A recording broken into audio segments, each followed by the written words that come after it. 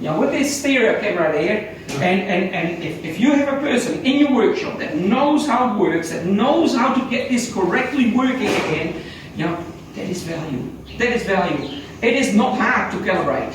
It's actually really simple when you do that calibration.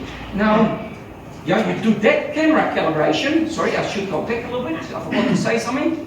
That is a static calibration. Those two front cameras. You do that with those targets.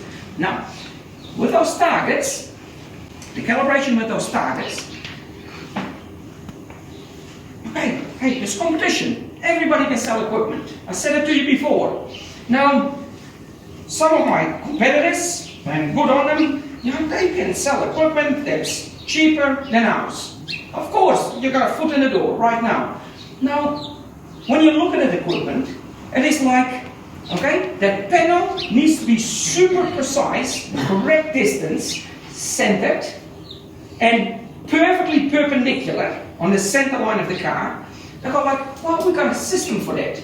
And that system is, you have a magnet that you stick on the roof with a rope attached to it, with a weight on the end, a nut, that you need to hang across the rear badge, draw across on the floor, where that nut hits the floor. You do the same on the bonnet, magnet on the bonnet, never aluminium bonnets or carbon fiber, and then you go across the badge, let the weight cross on the floor. Two people now, one holds it on the rear cross, another person moves backwards and forwards, sideways, here we go again, sideways, until the line crosses that front cross on the floor. Now we're going to center line. Now we need to have two 600mm ropes, then we have to have 1325 millimeters away from the bumper, put a peg in the ground in your workshop, and then you draw an arc with a 600mm rope. Then you need to go another 1 meter precise further, put a peg in the ground, grab that next 600mm rope, and describe another arc. And when they intersect, that's where your target set. That's serious. I'm not laughing. That is serious. That's how that works. We've got on that machine rear wheel clamps, like a little bit like wheel alignment clamps, with lasers that are pointed forward, aiming at those red patches with the deviations on them.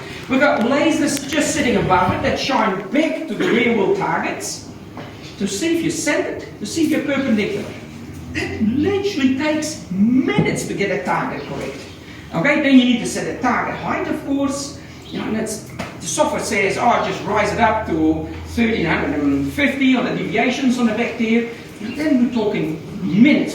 Having lines everywhere in your workshop, because people, the first time they do it with markers. Please don't. If you got equipment like that, use chalk. And then use pointed chalk. Don't have like, those chalks. That's a bad idea because it's to the millimeter precise what you need to do. Okay, so let me carry on. Dynamic calibration. Distronic. You all have seen this before. You take the grill off to find your distronic radar. I was going to bring one, I didn't. Okay, the distronic ECU. That is an ECU that sends a radar cone. A radar cone. So there's pulses. Now you need to think a little bit about like when you watch old movies, with submarines, where you that sound, and that gets transmitted in a cone, bounces back, and now that same ECU needs to filter out. Okay, I'm standing here, it needs to filter out.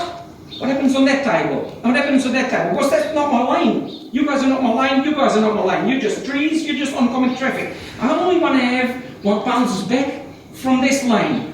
That's what I'm going to use. Okay, now that is what that ECU does. If that cone, if that bracket that holds that distronic ECU is only half a millimeter out,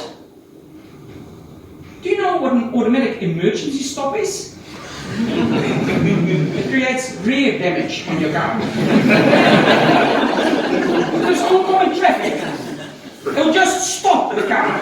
You go with the seatbelt gets pulled up.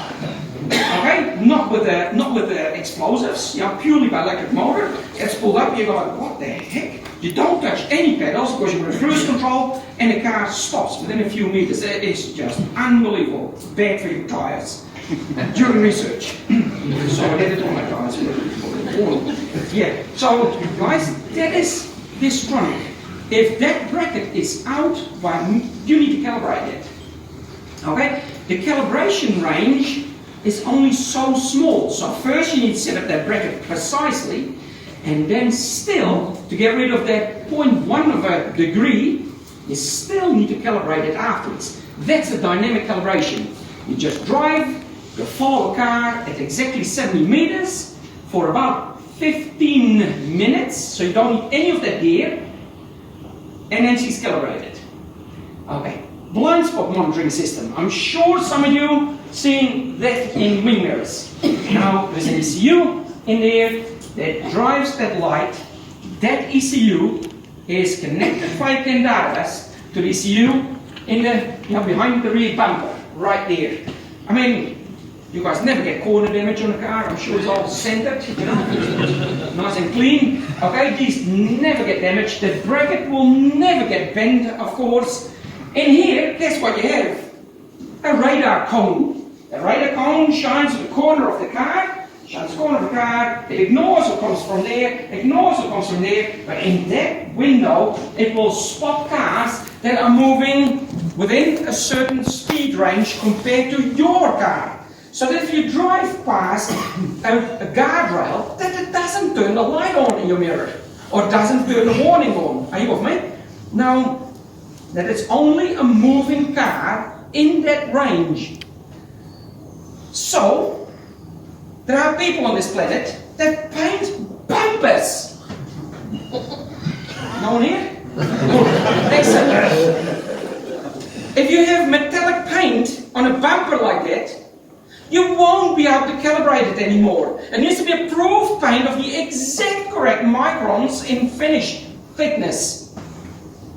That's been a drama. Okay, just so you know, overseas, I don't know here, I've never dealt with you guys before yet. So I know that's overseas, that's drama after drama. Now that's what I hear from the dealers that contact us. Do you have a solution for this? And so often end up new bumper. Just it wouldn't happen in New Zealand. No. It would happen in Australia. Sure.